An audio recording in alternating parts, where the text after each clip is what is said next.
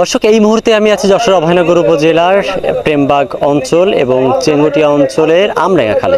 দর্শক, আপনারা জানেন পানিবন্দী মানুষ কিন্তু দীর্ঘদিন ধরে নিমজ্জিত রয়েছে পানিতে, এবং এই খালটা নিয়ে মূলত তাদের মাথা ব্যথা যে এই খালের পানি এখান থেকে গেলে হয়তো নিষ্কাশন হবে, এই একটা মাত্র পথ তাদের সামনে খোলা আছে, এমনটা কিন্তু তারা ভাবছেন। আমরা এই বিষয়ে যে স্থানীয়রা আছেন তাদের সাথে একটু কথা বলতে চাচ্ছি। দর্শক, তারা কি বলেন সেটাই আপনাদেরকে একটু তুলে ধরার চেষ্টা করব। আমরা ভাই বেকার সবাই বাঁচবো, পানি সরুক, তাতে কোনো আমাকে বিকল্প নেই। এখানে আরও 20 ফুট ডিপক আমাদের বক্স ঢালাই করে দিতে হবে। এই রোডের থেকে নদী পর্যন্ত বক্স ঢালাই করে দিতে হবে। আমাদের কথা হলো এইটা, আর কোনো বিকল্প নেই আমাদের। এখানে আরও 20 ফুট ডিপক, তাতেও কোনো ক্ষতি নাই। আসলে সমস্যাটা বলতে গেলে একটু ব্যাকে যেতে হবে। এই খালটার বয়স হয়ে গেছে 19 বছর। 19 বছর আগে খাল কাটা হয়েছে,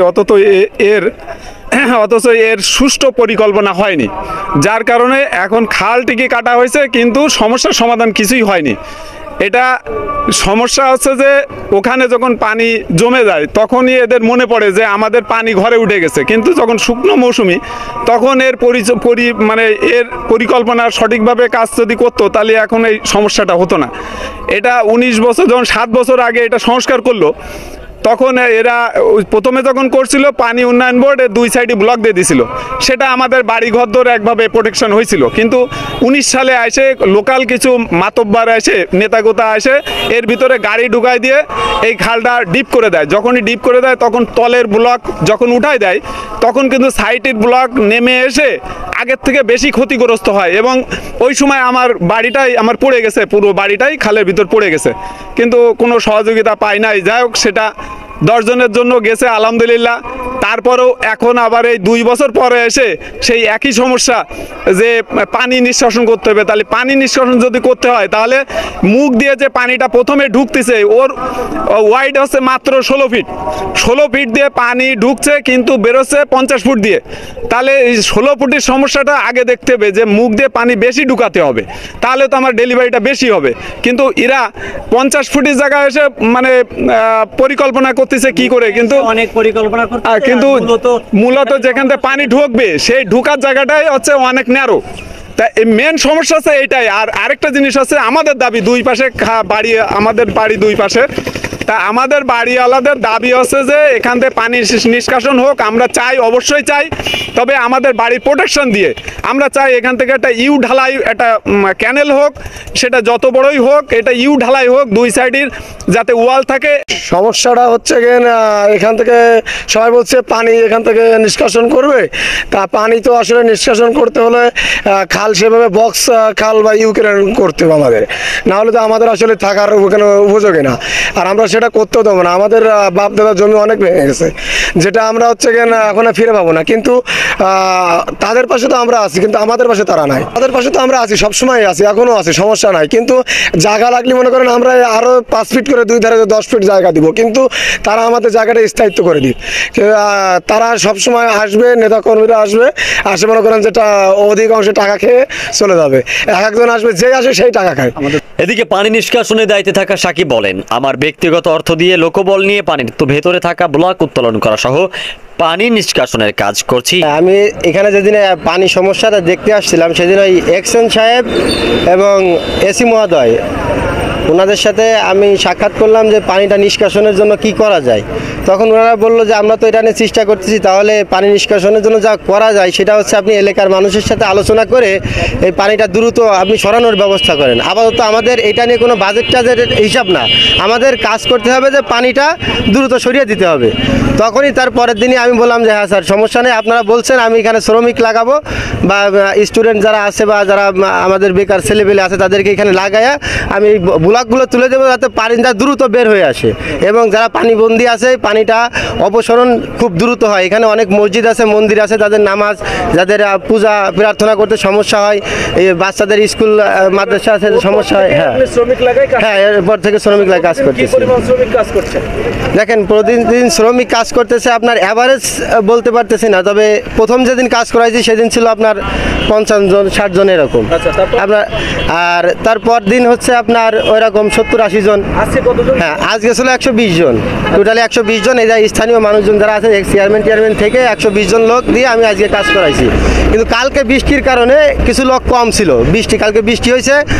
এখানকার যে চেয়ারম্যান হয়েছে আমাদের বিকাশ দাদা, উনি লোক আনতে চাইছিল কিন্তু ওনার লোক বৃষ্টির কারণে আসেনি। আচ্ছা, কয়টা থেকে কয়টা পর্যন্ত কাজ? হ্যাঁ, এখানে কাজ হচ্ছে আপনার সকাল 9টা থেকে বিকাল 3টা পর্যন্ত। যদি আবার দেখতেছি না আরও বেশি কিছু করানো দরকার, তাহলে আমি 4টা পর্যন্ত রাখতেছি এবং তাদের দুপুরে খাওয়ার ব্যবস্থা আমি এখানে করতেছি। আচ্ছা, আপনি প্রথমে আমাদের বলছিলেন যে পানি উন্নয়ন বোর্ডের সাথে কোনো ইয়ে নাই, এটা আমি নিজ উদ্যোগে করাচ্ছি। না না, নিজ উদ্যোগে বলতে এরকম না, মানে পানি উন্নয়ন বোর্ড আমাকে যে ডিসিশনটা দিয়েছে যে আমাদের এই মুহূর্তে আমরা আপনাকে কোনো বাজেট বা কোনো এস্টিমেট করে দিচ্ছি না, দ্রুত পানি সরাতে হবে, এটাই আমি ওনাদের কথা ভিত্তি করে আমি কাজে নেমে পড়েছি।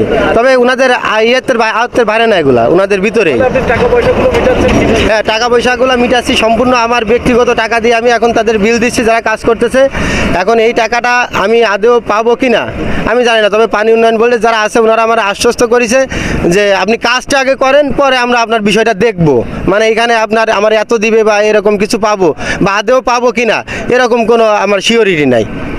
তবে ওনারা আশ্বস্ত করেছে যে হয়তো যদিও কিছু পান, তবে এটা আর্জেন্ট কাজ, 3 বছর পরে বিল হয়। আপনি কাজ করবেন, কাজ করার পরে আমরা যাচাই বাছাই করে দেখব। হ্যাঁ, মজুরি কিরকম দিচ্ছেন? আমি শ্রমিকদের মজুরি দিচ্ছি আপনার পার ডে 500 টাকা, কেউ যারা গাছ কাটে তাদের 600-700, আর হচ্ছে আপনার দুপুরি খাবার ব্যবস্থা, আবার একটু নাস্তা আছে, মাঝে টিফিনের ব্যবস্থা আছে। আচ্ছা, আমরা যদি কালকে আসি তাহলে আমরা কাজ দেখতে কোন জায়গায় পাবো তাদেরকে? হ্যাঁ, আপনি কালকে ব্লকের এখানেই পাবেন, আর হচ্ছে আপনার এই খাল পারে কিছু, আর খালের ওদিকে কিছু পেতে পারেন। মানে টোটালি আমাদের স্থানীয়রা যেভাবে বলতেছে যে ভাই এখানে সমস্যা এখানে লোক দেন, এখানে সমস্যা এখানে লোক দেন, আপনারা যেভাবে বলতেছেন আমরা সেভাবে সেখানে লোক দিচ্ছি। আমাদের মূল উদ্দেশ্য আমরা পানি নিষ্কাশন করে দেবো। ঠিক আছে।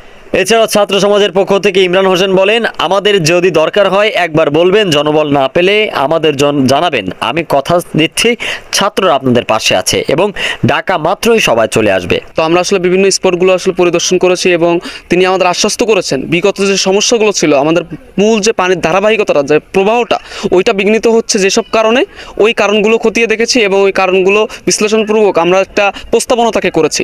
সেই প্রস্তাবনা সে ভেবে দেখবেন আজ রাতে, এবং তার অল্টারনেটিভ হিসেবে সাইড দিয়ে আপনারা জানেন যে ছোট যে নালাটা ব্লকটা করা হয়েছে, তার সাইড থেকে সে আপাতত বলছে একটা ছোট করে নালা করে কেটে দিবেন, এবং যার কারণে পানির প্রবাহ যে ধারাটা আছে ওইটা যাতে ঠিক থাকে। জাস্ট এই বিষয়ে কথা হয়েছে। ঠিক আছে। এ বিষয়ে যশোর পানি উন্নয়ন বোর্ডের পরিচালক পলাশ ব্যানার্জি বলেন, আমি 8 মাস হলো যোগদান করেছি, আমার দায়িত্ব যতদিন থাকবে এই সমস্যা সমাধান করতে যা যা করণীয় তাই করব। আচ্ছা, আপনি জানেন যে আপনার ভবদহে যে জলাবদ্ধতা হয়, জলাবদ্ধতা নিরসনের জন্য আমরা প্রথম থেকেই কার্যকর উদ্যোগ গ্রহণ করছি। তার ভিতরে যেটা আছে সেটা হলো আপনার ভবদহে পাম্পের সংখ্যা বৃদ্ধি করা। আর একটা যে বিকল্প অপশন আমাদের আছে সেটা হলো আমডাঙ্গা খাল দিয়ে যত পরিমাণে পারি আমরা পানিটা নিষ্কাশন করে ভৈরবে ফেলবো। এই লক্ষ্যে ইতিমধ্যে আমরা এলাকাবাসীর সাথে কথা বলে বা সাধারণ এখানকার জনগণ যারা কথা আছে তাদের সাথে কথা বলে আমরা ইতিমধ্যে আমডাঙ্গা খালে যে ব্লক ফেলানো ছিল, যার জন্য পানি প্রবাহের প্রতিবন্ধকতা হচ্ছিল, সেগুলো অপসারণ কাজ ইতিমধ্যে শুরু করছি। নিয়মিতভাবে লেবার কাজ করতেছে, এলাকার সাধারণ মানুষজনও তাদেরকে হেল্প করতেছে এবং পানি নামার গতিও বাড়ছে। এবং আমি একটু আগে যেটা দেখছি সেটা হলো আপনার, আমি এর আগেও যখন এই কালভার্টের যে জায়গাটা আছে ওখানে গেছিলাম, সেখান থেকে বেশ কিছুটা পানিও নামছে। যদিও মানুষজনের বাড়িঘর থেকে হয়তো নামিনি, একটু সময় লাগবে, কারণ আমার এদিকে যেটুকু পানি নামতেছে আবার র্যান্ডম বৃষ্টি হচ্ছে। তবুও আমি সকলের সহযোগিতা চাচ্ছি যাতে শর্ট টাইমে মানুষের বাড়িঘর থেকে পানিটা নামাইতে পারি, বেশি পরিমাণ পানি নিষ্কাশনটা করতে পারি। আমি বলছি এখানে লোকবল কেমন আছে আপনার? লোকবল এক একদিন এক এক রকম থাকে, এটা কোনো নির্দিষ্ট না। সেটা হলো যেহেতু লেবার কাজ করে, লেবারের সংখ্যা কোনোদিন 20 জন থাকতে পারে, কোনোদিন 45 জন থাকতে পারে, এটা যখন যেদিন পাওয়া যায়। যেহেতু পানির ভিতর থেকে ব্লকগুলো তুলতে হয়, এটা নির্দিষ্ট কোনো লেবার থাকে না। আচ্ছা, আপনারা লেবার যা আছে এর চেয়ে বাড়ানোর কোনো চিন্তা ভাবনা আছে? হ্যাঁ, এর চেয়ে লেবার বাড়ানোর বলতে আমি তো আপনাকে আগেই বললাম, সেটা হলো এলাকার মানুষের বাড়িঘর থেকে পানি নামাইতে হবে। তার জন্য যা করা প্রয়োজন আমি আমার জায়গা থেকে সেটা করব। আচ্ছা, আরেকটা বিষয় হচ্ছে আপনারা এই যে উদ্যোগ এখন নিচ্ছেন, এই উদ্যোগটা আরো আগে কেন নিতে পারেননি সেই বিষয়টা একটু। এই উদ্যোগটা আগে থেকেই নেওয়া। আপনি যেটা বলতেছেন যে আপনার এই বছর আমার কাছে যেটা রেকর্ড আছে, 16ই আগস্ট থেকে সম্ভবত 17ই সেপ্টেম্বর বা 18ই সেপ্টেম্বর এই 22 দিনে 623 মিলিমিটার বৃষ্টি হয়েছে যশোরে, যেটা রেকর্ড।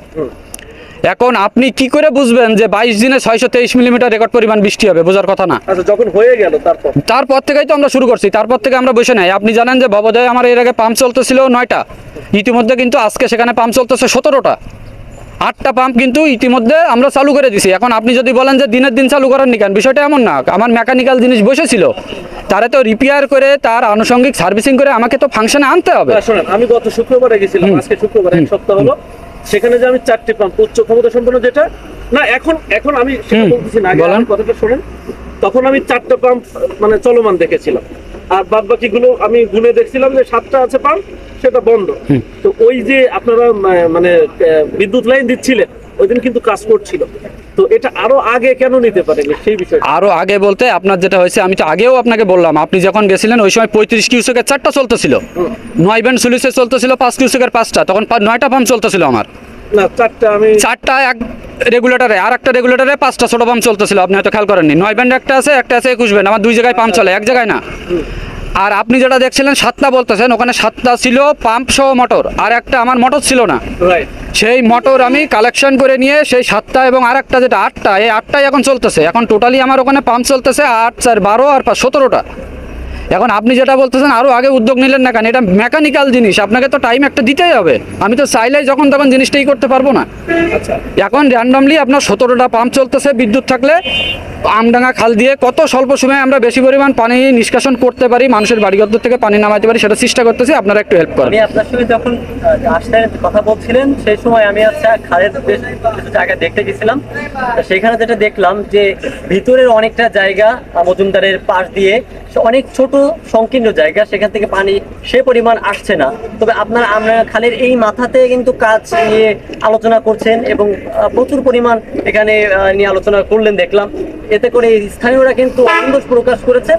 তারা বলছেন যে পানি বের হোক, কিন্তু তারা অসন্তোষ প্রকাশ করছেন যে তাদেরও কিন্তু ক্ষতি হচ্ছে। সেই বিষয়টা কিভাবে দেখবেন? এটা যেটা হয়েছে আপনি যেটা বলছেন ওখান দিয়ে পানি একটু কম নামতেছে, বিষয়টা এটা না। বিষয়টা হলো আমি যত বেশি পানি নামাইতে পারবো, এখন কোন জায়গায় কম কোন জায়গায় বেশি, এটা বেশির কোনো শেষ নাই। আমি যদি আজকে আপনাকে বলি যে ওখান থেকে 2 বালতি পানি নামতেছে, আমার এখন যদি কোনো অপশন থাকে আমি 4 বালতি পানি নামাই দিলেই মানুষের উপকার হবে, আমি বলি সেই অপশনটা দেখার জন্যই আমি কিন্তু গেছিলাম যে আরও কত বেশি পরিমাণ পানি বিল থেকে আমি আমডাঙ্গা খালে নামাইতে পারি।